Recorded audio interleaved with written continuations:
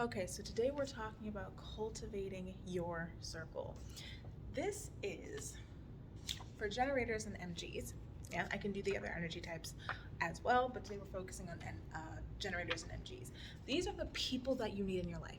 These are the people that you want to be your friends. These are the people that you want to keep around you, especially if you have an undefined G center or an undefined Asha center, right? Because that's where you're taking in their energy when you're around them. So these are the people, in my opinion, who I think you should have in your friend circle. Now, I have created something that is for everyone, and it is a relationship energetic audit.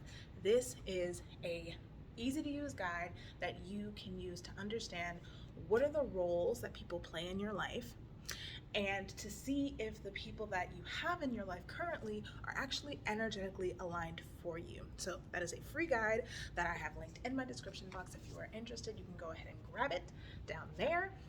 And we're gonna go ahead and jump into the video. Hello, if you are new here, my name is Ebony. I am a human design reader, expert, and coach. So, number one, other MGs who are satisfied. Okay? And the reason why you want to have other MGs or generators who are satisfied in your life is because you want to see what it looks like, right? Because a lot of us will say that we're satisfied, right? A lot of us will say that, oh, this is fine, it's okay, this is fine and it's okay. That's not satisfaction, okay? Not the way that there's a spectrum, right? So there's a spectrum of satisfaction. There's it's fine, it's okay, and then oh my god, this is awesome, right? Generators and MGs were meant to be more on the awesome side of the spectrum, right? Because you can have, a meh experience and still be technically satisfied, right? So my suggestion is to have generators and MGs in your life who are closer to the this is awesome side of the spectrum, not only so that you can see what it looks like, but also so that you can see what they did to get there, right? What is their process? What works for them? And it's not to say that every MG or generator's process is going to work for every generator and MG, but it can give you a little bit of inspiration in order for you to find your own process. So I actually have two examples. One of them is Eden Carpenter. I don't understand why I can never say her name right. Eden Carpenter, she's amazing on Instagram, and Maria Henning. Maria Henning is a 2-5 manifesting generator. Eden is a 6-2 manifesting generator. Both of their lives are amazing. Maria just got back from Bali. She's been traveling for like 2 months nonstop. She's great. So if you don't have anyone in your life who's a generator or an MG and is on the that's awesome side of the satisfaction spectrum, feel free to borrow mine, right? Or you could use me. I am also a manifesting generator. Anyway, moving on to number two, people with good communication skills and boundaries. This is really important because generators and manifesting generators are colossal people pleasers, right? Because a big part of our design is to lift people up. We at our core want to make people happy. We want to help people. And this can very quickly, very easily turn into people pleasing and self-sacrificing tendencies, especially if you have gate 19, which I talked about in my last video. So the reason why you want to have people who have good communication skills and healthy boundaries in place in your circle is so, again, you can see what it looks like. You can see what it looks like when someone says, no, that is a boundary of mine and I am not going to cross it, right? To see it be done in real life, to put it into practical application is really, really important, especially if you have a 5 in your profile like I do.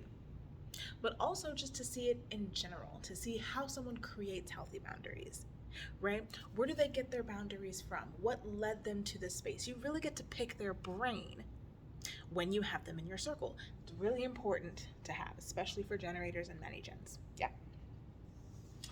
Number 3, people who are doing their soul work. This is so important, okay? This is big because manifesting generators and generators who are doing their soul work, who are doing the things that light them up, who are living these exciting lives, having these exciting experiences, doing the things that excite them, are magnetic. They're literally magnetic.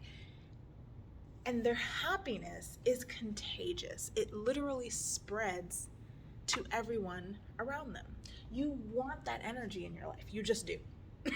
Right? That's why there's so many of us. Right? There's plenty of sacral energy to go around. Also, it will show you what is possible. Kind of going back to my first point, hanging around, manifesting generators and generators who are satisfied with their life, it'll show you that it is in fact possible. Okay?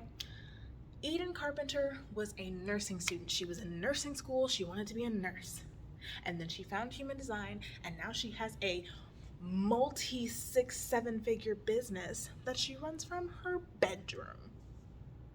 Maria Henning, like I said, just got back from like a 2-month vacation in Bali, and now she's moving to Bali because that is what speaks to her in this moment. That is what is exciting her, right?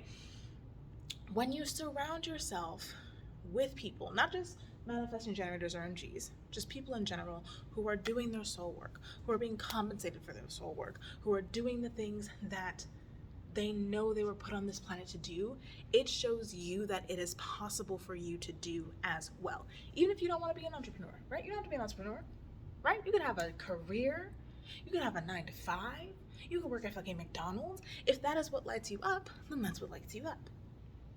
But it's having those examples of people who are doing the things that light them up that then gives you the permission to say, oh my God, if they're doing that, I could totally do this. I could totally be a turtle farmer in Bolivia.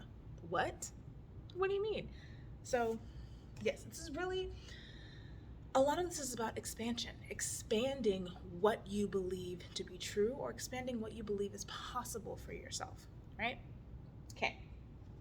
Number 4, people who inspire you. I think this is kind of self-explanatory, but it needs to be said, okay? Because people love to say that there are no new ideas, right? Everything is recycled. Everything is just, it's coming back around, right? There's no new music, there's no new movies, blah, blah, blah, whatever. That's not exactly true, okay? Because just because something may have was built on something else, was built on the foundation of something else, no one is going to do the things that you do the way that you do it. And I see this all the time with my clients. They're like, I want to do this, but this person is already doing that. But they're not doing it the way that you would do it. So it's something completely new when you do it. I'm not the first person to talk about human design. I'm not even the first person to talk about human design and productivity, I don't think. But no one is talking about it in the way that I am because no one else is me. So when you have people around you who inspire you, when you have people in your circle who get you to think outside the box, it becomes a lot easier for you to own the ideas that you have, for you to own your creative power, for you to own the ideas that are speaking to you in that moment. And it's a lot harder, right, to doubt yourself and belittle yourself and criticize yourself when you're surrounded by awesome people who are inspiring and doing their soul work, right, and satisfied with their life. It's really, really hard to do that when you're surrounded by people like that. So that's how I feel about that. And then finally, people who prioritize self-care. Again, I will point you to my Gate 19 video where we talked about self-sacrifice. Manifesting generators specifically, but we can also, generators can also fall into this category of forgetting to slow down. Our sacral energy, when she really gets activated, when she gets fired up, there's no stopping it. We can forget to eat, forget to sleep, forget to take any breaks, right? Because we're so excited and we're so lit up by what's in front of us.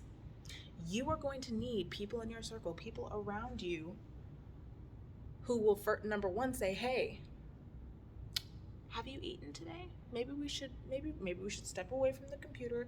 Maybe let's go have some breakfast, yeah? Yeah. Or number 2, people who are reminding you gently that you do actually need to take care of yourself. So that could be directly or indirectly, right? Because if you see someone who is modeling self-care behavior in front of you, and you know consciously or subconsciously that you are actually not doing that, it's going to kind of snap you into awareness, like, huh, she's having breakfast. When was the last time that I ate? What day is it? Right? It's really, really important that you have people in your life who not only prioritize their own self-care, but remind you to prioritize your self-care as well. So, these are the 5 types of people that I think all generators and MGs should have in their life. If you are interested in the relationship energetic audit, that link will be in the description box below. Also, enrollment for the Restful Hustle Academy is closing on the 14th, which is this Saturday? It's a Saturday. So if you are interested in achieving your goals, starting a business, writing a book, changing your career, improving relationships with your kids, making more money, right? If you're interested in any of those things, go ahead and click the link in my description box, sign up for the program, and I will see you in the next video.